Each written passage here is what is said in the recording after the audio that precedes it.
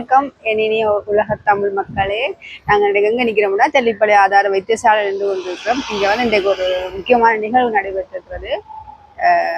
தியாகி ஐயா அவருடைய நிதி உதவியோடு தியாகி ஐயா ஒரு கட்டடம் ஒன்று கட்டி கொடுத்திருக்கிற ஆதார வைத்தியசாலைக்கு ஒரு விடுதி ஒன்றில் உணவு இருந்த நோயாளர்கள் தங்கியிருந்து உணவு சாப்பிடுவதற்கான ஒரு விடுதியும் அவர்களோட மலசலங்களிப்பதற்கான ஒரு தொகுதியும் சேர்த்து கட்டி கொடுத்திருக்கிறார். பல லட்ச ரூபாய் செலவில். அதை விட தெளிப்புல ஆதார வைத்தியசாலையில இப்ப நாங்க இருந்து கொண்டிருக்கோம். இந்த கட்டணம் கூட அவர் கட்டி கொடுத்ததுதான். அதே மாதிரி பல இடங்கள் சிறுவர் விடுதின்னு நிறைய அவர் செலவழிச்சிருக்கிறார். எல்லாமே இந்த காணொலியில முழுமையா காட்டுறாங்க. சப்ஸ்கிரைப் செய்யாதவங்க சப்ஸ்கிரைப் செய்து விட்டு வாங்க நாங்க காணொலிக்குள்ள பார்க்கலாம்.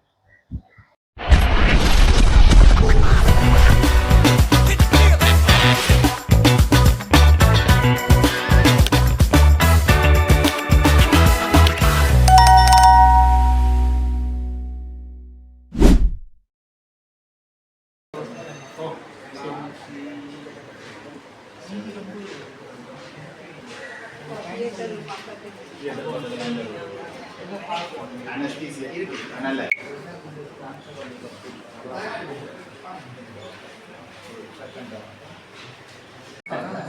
தொடர்ந்து எங்களுக்கு செய்தோம் கடவுளோட நாங்கள் உதவியை வச்சு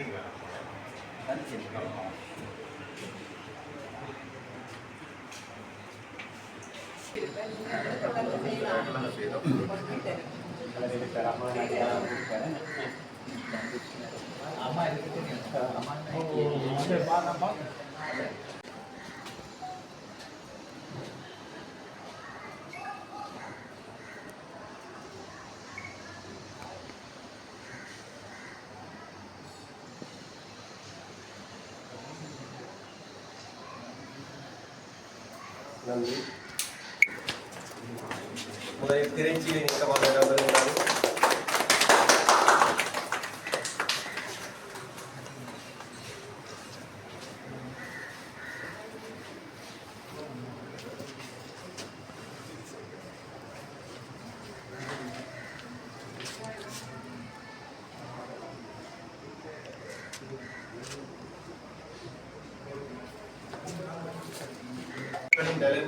புதிதாக அமைக்கப்பட்ட நோயாளர்கள் உடல் இடமானது திறந்து வைக்கப்படுகிறது.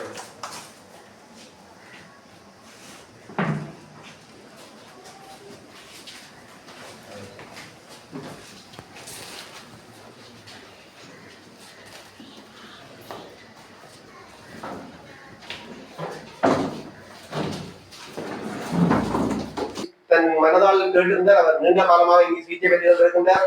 தான் முதல் இருந்ததுக்கும் இப்படியான ஒரு அறையை நீங்கள் எங்களுக்கு கட்டி தந்திருக்கிறதற்கும் அவருடைய மனதிலே ஒரு மாற்றம் இருக்கின்றது. உண்மையிலேயே நாங்கள் ஒரு தாதியர்களாக இருந்தாலும் எங்களுடைய அந்த 14 கோட்பாடுகளிலே முன்னுக்கு இருக்கின்ற கோட்பாடு ஒரு நோயாளி உண்பதற்கு குடிப்பதற்கு உதவுதல் படிவேற்றது உதவுதல் என்று சொல்லப்படுகின்ற இது காணப்படுகின்றது. அப்படியான மிக ஒரு தேவையான ஒரு விடயத்தை அவர் இந்த வைத்தியசாலை இந்த விடுதி ஒன்று, அதாவது இந்த விடுதிக்கு அது கட்டாயம் தேவையானது என்பதை கருத்தில் கொண்டு எங்களுக்கு அதை அமைந்து தந்திருப்பதை எடுத்து நான் உண்மையிலேயே மற்ற மகிழ்ச்சி அடைகின்றேன். அவருக்கு சிறந்த பாராட்டுகளை தெரிவிப்பதோடு அவர் மென்மேலும் இப்படியான சேவைகளை செய்து, அதாவது இந்த விடுதிக்கு ஏன் இந்த சேவை செய்யப்பட்டது என்றால் உண்மையிலே இது எங்களுக்கு தேவையானதும் ஒரு வேண்டப்பட்டதுமாக இருந்த ஒரு பல நாட்கள் நிறைவேறாமல் இருந்த ஒரு தேவையாக காணப்படுகின்றது. ஆகவே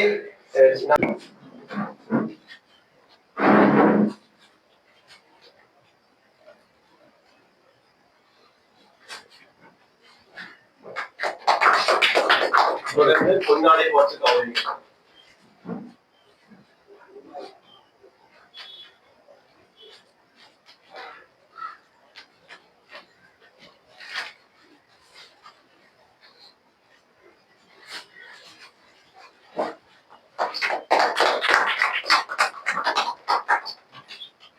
அடுத்ததாக நமது வைத்தியசாலையின் விடுதியின் சத்திர சிகிச்சை நிபுணர் டாக்டர் டி கோகுலன் அவர்கள் மலர் மாலை அணிவித்து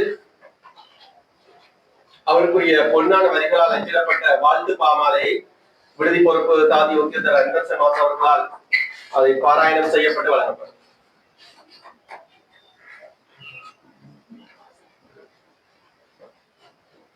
உலங்கணிந்து வழங்கும் சேவைகளை வாழ்த்தி வழங்கும் நன்றி பாமாலை. சமூக ஜோதி உயர்திரு வாமதேவன் தியாகேந்திரன். அல்லும் பகலும் அள்ளி வழங்கி அகிலத்தார் மனங்களையும் வென்றவரே, கல்லும் கனியும் இரக்க செயல்களால் காசினி போற்றும் உத்தமரே, சொல்லும் செயலும் தூய்மையாகி தொண்டுகள் செய்வதை கடமையாக கொண்டவரே, சொல்கின்றோம் கோடான நன்றிகள் உமக்கு. செய்திட்ட பொதுநலப் பணிகள் கண்டு முல்லைக்கு தேர் கொடுத்து மகிழ்ந்திட்ட பாரி போல அல்லலுறும் நோயாளர் நலன் காத்திட்ட உத்தமரே, தெல்லிப்பளை மருத்துவமனைக்கு கிளினிக் தொகுதியினை அமைக்கு தேவையான உபகரணங்கள் பலவும் வழங்கிய வள்ளலே, சத்திர சிகிச்சை விடுதி தன்னை தரமிக்கதாக புனரமைத்து சீர் செய்து தந்த தியாகிய நீ வாழ்க. தள வைத்தியசாலையின் தளத்தில் தடம் பதித்த தன்னகரில்லா தலைவரே, தானமாக தாங்கள் செய்யும் தர்ம சேவைகள் தடமாகிறது பாரினில். தரமான சேவையினால் தள வைத்தியசாலை தெல்லிப்பளையும் தரணியில் புகழ்பாடும் தங்கள் பெயர் சொல்லி சமூக ஜோதியாக. செல்லும் வழியெங்கும் உங்கள் சேவை சிறக்கட்டும், வெல்லட்டும் என்றென்றும் உங்கள் தர்ம சிந்தனை. தொல்லைதரு நோயினின்று நோயாளர் தனை காக்க தோள் கொடுத்த பேராளர் நீங்கள் அன்றோ. தொல்லுலகம் உள்ளவரை நின் நன்றி மறவோம் நாம், எல்லாம் வல்ல இறைவனின் ஆசியுடன் என்றென்றும் நிறைவுடனே நீடு வாழ வாழ்த்துகின்றோம். ஆதார வைத்தியசாலை சமூகம் தெல்லிப்பளை.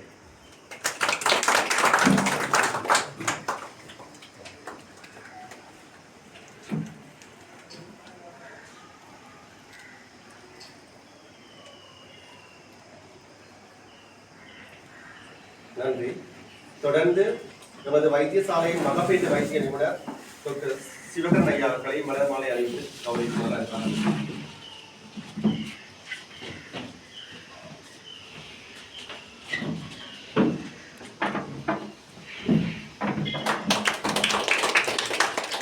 தொடர்ந்து சிரேஷ்ட வைத்தியர் டாக்டர் கணேசானந்தன் ஐயா அவர்களை மலர் மாலை அணிவித்து கௌரவிக்குமாறு அழைக்கின்றேன்.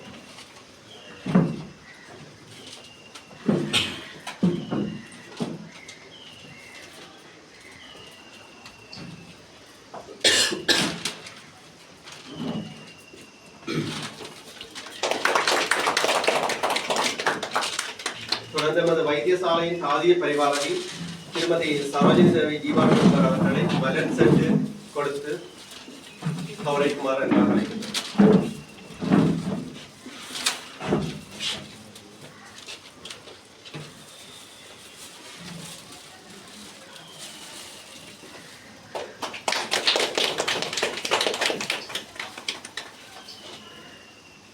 இன்றைய இந்த நிகழ்வு எல்லாவற்றிற்கும் தலையாயிருந்து அயராது உழைத்த எமது விடுதியின் தாதிய சகோதரர் அன்பரசன் ஐயா அவர்களை சந்தன மாலை அணிவித்து கௌரவிக்குமாறு என்பதாக அழைக்கின்றேன். நான் நினைக்கின்றேன் இந்த கட்டட தொகுதி அமைவதற்கு அல்லும் பகலும் மிகவும் கடின உழைப்பால் இந்த வேலையை முடிக்கிறார்.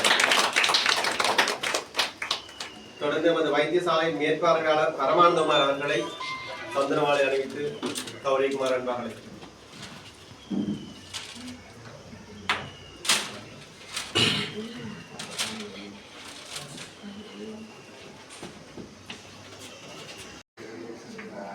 அதுக்கு முதல் எனக்கு ஐயாவை தெரியாது, ஒரு சின்ன இன்சிடெண்ட்டில் தான் ஐயா யாருன்றது எனக்கு தெரிஞ்சது.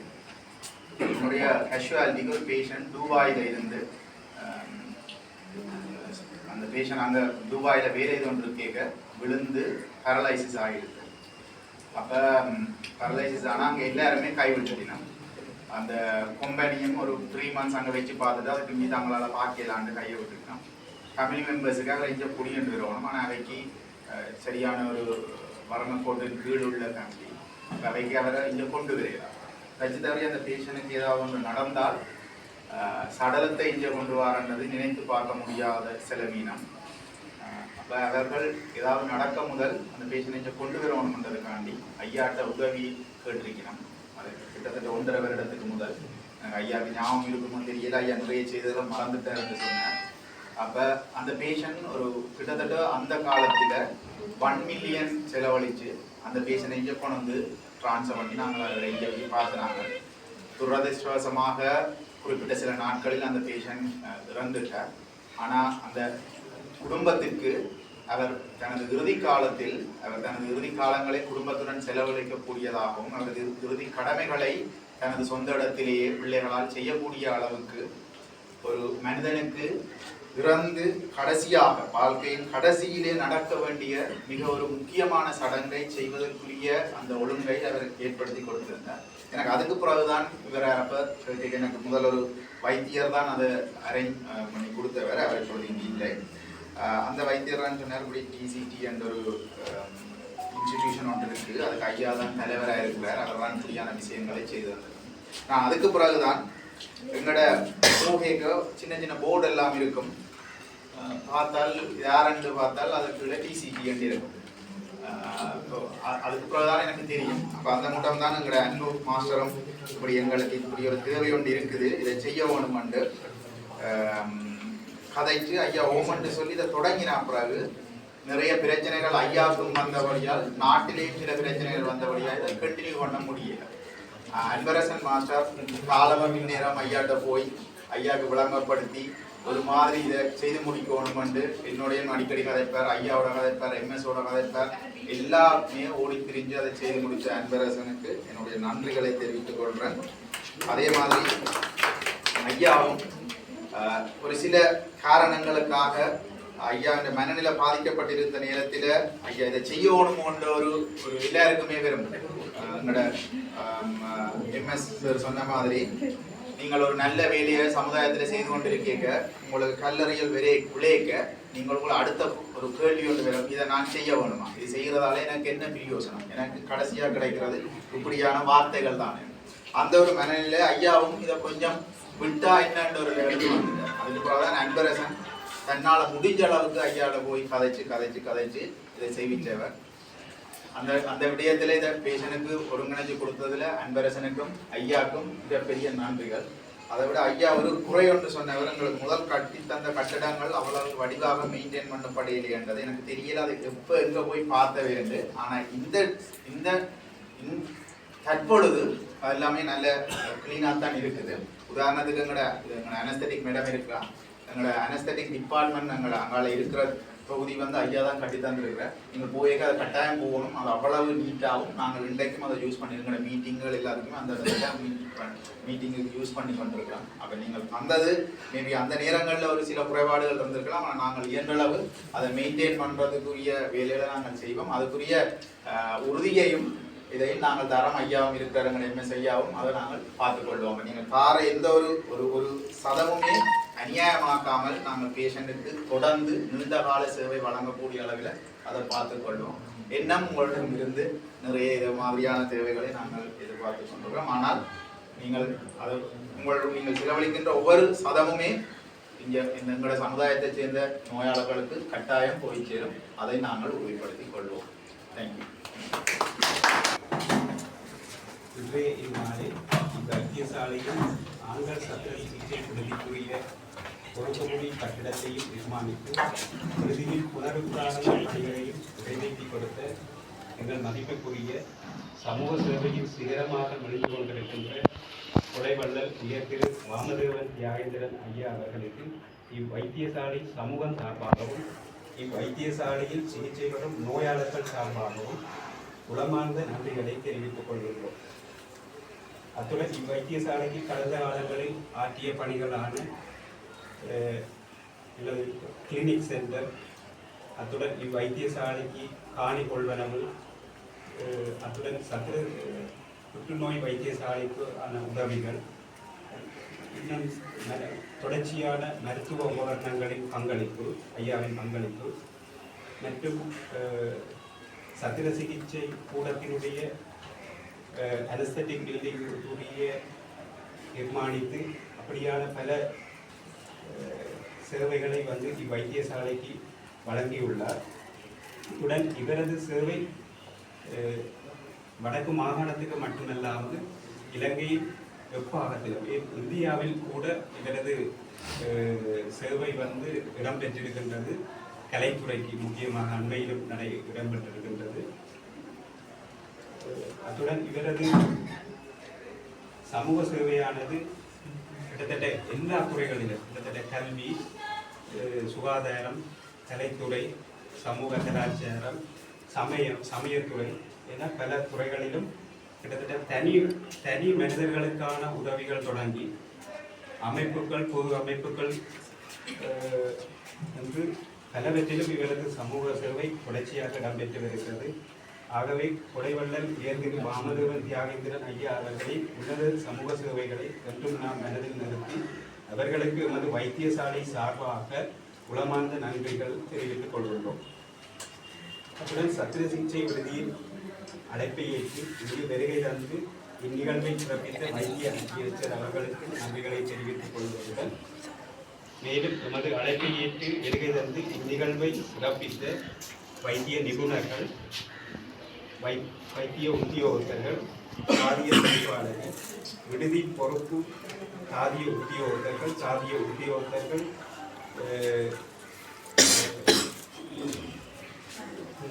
நோயாளர் நலன்புரி சங்க உறுப்பினர்கள் மற்றும் நலன் விரும்பிகள் அனைவருக்கும் சத்திர சிகிச்சை பிரிவு சார்பில் உளமார்ந்த நன்றிகளை தெரிவித்துக் கொள்வதுடன் அத்துடன் எமது அழைப்பை ஏற்று இங்கு வருகை தந்த இந்நிகழ்வை மெருகூட்டிய எமது வைத்தியசாலை ஓய்வு பெறும்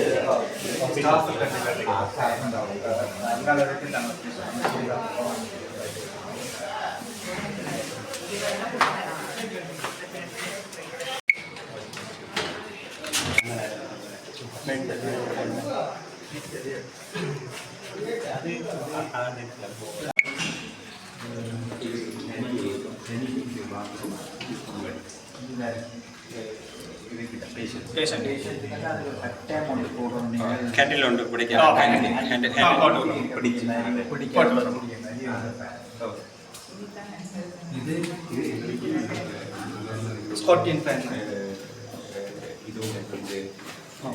தனிமைப்படுத்தின ஆக்களுக்கு வந்து ரெண்டும் பாவிக்கிறதும்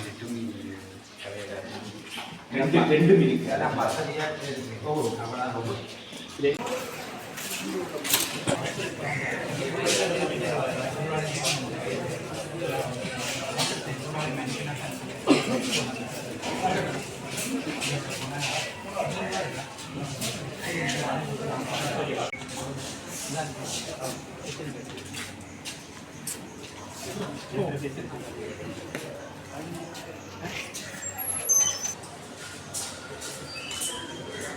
இது ஐயா கட்டி கொடுத்த குழந்தைகள் விடுதி பார்வையிடத்துக்காக போய் கொண்டிருக்கிறோம்.